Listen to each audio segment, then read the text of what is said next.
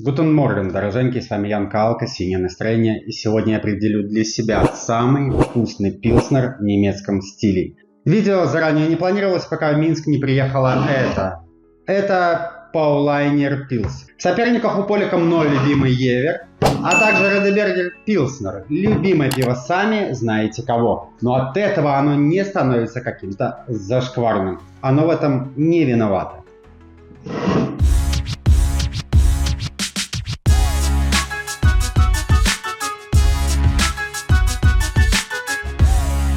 Евер у нас представитель севера Германии, Радебергер центра и востока страны, а Paulaner представитель условного юга Германии, Мюнхен. Кстати, мюнхенские пилсы мне не очень нравятся. Обычно не хватает в них горечи, они в сторону хели с медом, часто с такими постороннистыми тонами. Мне они не нравятся.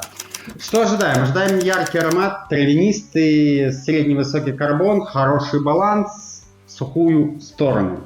Дегустировать мы будем сегодня из бокалов Craft Master One, только белорусского производства. Это завод Неман, не реклама. Как всегда, это крутые бокалы дегустационные, аналоги западных Craft Master One. С них круто пить ИПУ, дегустировать ИПУ, но и пилснер недалеко ушел от ИПы. Начинаем с Paulaner Пилса. Не помню, чтобы я его пил. Приехал он совсем недавно в Минск. Кстати, у него есть перед соперниками небольшой бонус. Он абсолютно свежий. Евер и Радебергер уже почти по году пробыли в банках. И поэтому, как мы знаем, время для хмеля не очень хорошо. Не самый лучший товарищ. Поэтому Полик довольно свежий. У него есть небольшая фора. Изготовлен Paulaner 08.13.2024, срок годности 1 год. Экстративность начального сусла 11,3, алкоголя 4,8, состав вода, ячменный солод, хмель. Скорее всего, все-таки хмеля продукты. Ну что, наливаем. Paulaner. Говорят, что он якобы для для американского рынка. Красивый, очень красивый золотой цвет. Пена среднезернистая и, возможно, даже не стойкая. Карбон высокий. Карбонизация высокая. Пузырьки большие, крупные, красивые. Все, в принципе, ок. Но пенная шапка здесь довольно крупнозернистая и не очень красивая. Нос. Не сильно насыщенный нос. Немножко по стороночке. Такой чешско-диацетильный. Но, в принципе... Сейчас давайте погоняем его чуть-чуть. Слабый нос.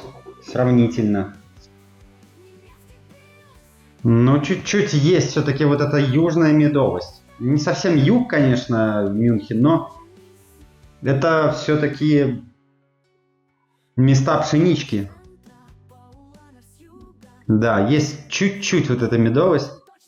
Я ее не очень люблю в пилсах. Пробуем на вкус. На вкус лучше. Приятный хмель. Приятный, не аптечный. Сухой довольно, средней плотности. Хмелек слышен. По-моему, здесь 30 IBU. На 30 IBU оно все и сделано, и ощущается. В принципе, хорошо, сухо. Чуть нос подводит.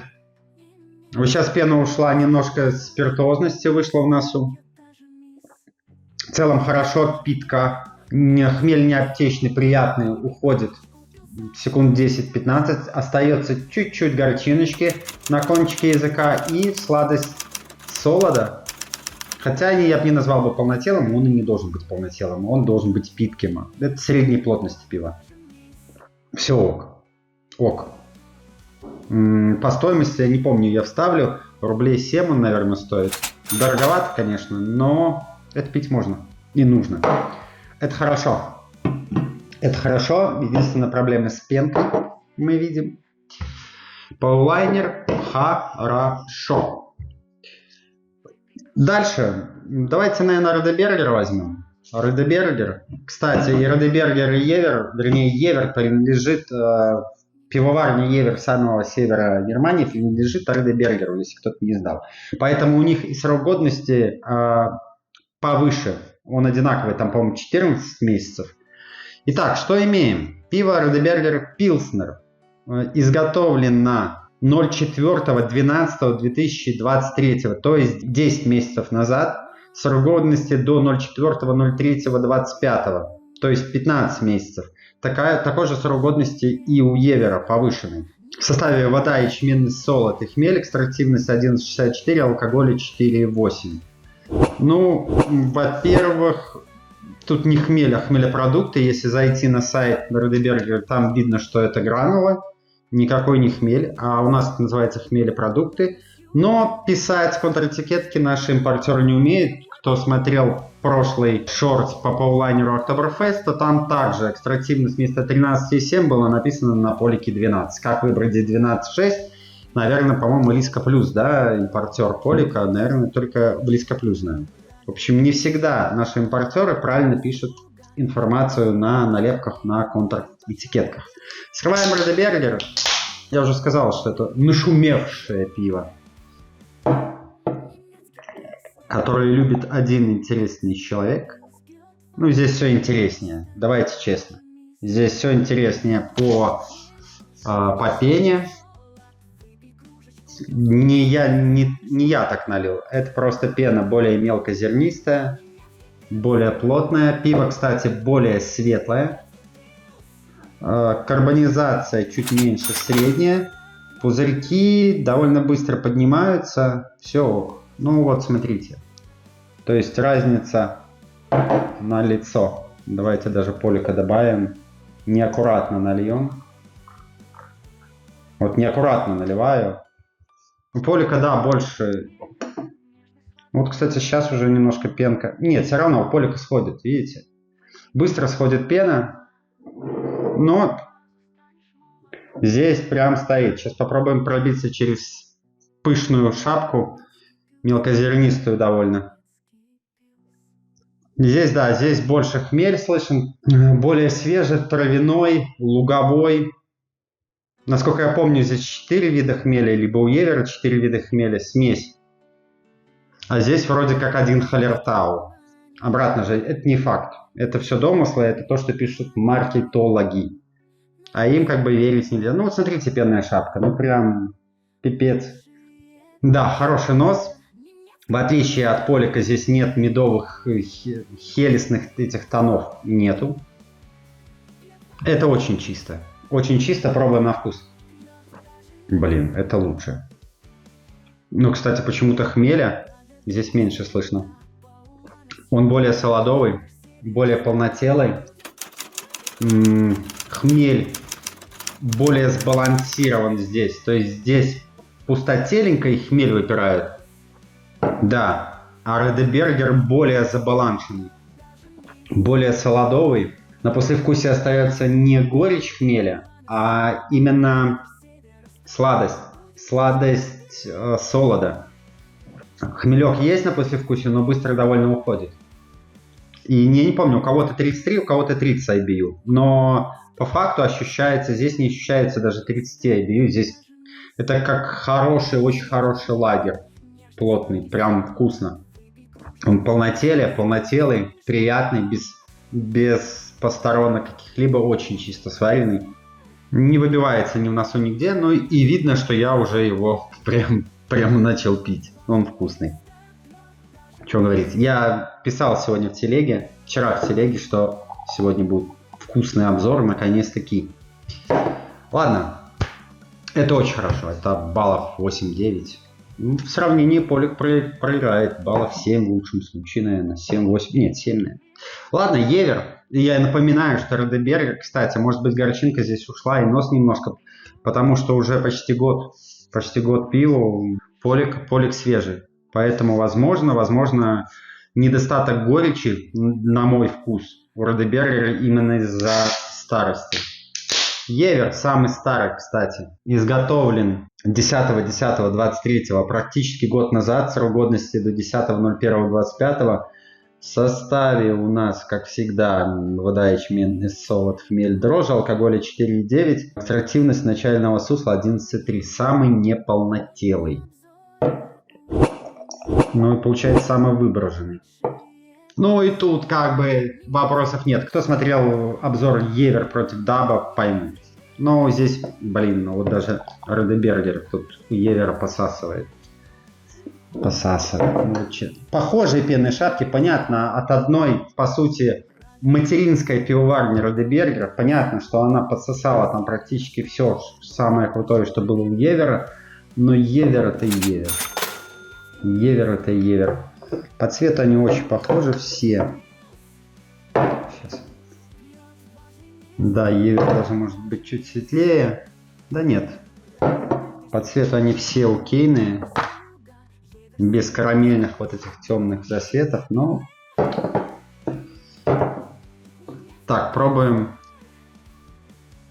Пробуем Евер. Да, что-то нос у Евера вообще пустенький. Да вообще ничего нет плохого, чуть-чуть где-то на отдалении травка. Давайте чуть-чуть ему дадим пене уйти. Да, травка на отдалении пустенько. Чисто пустенько. Хмелек еле уловимый где-то есть.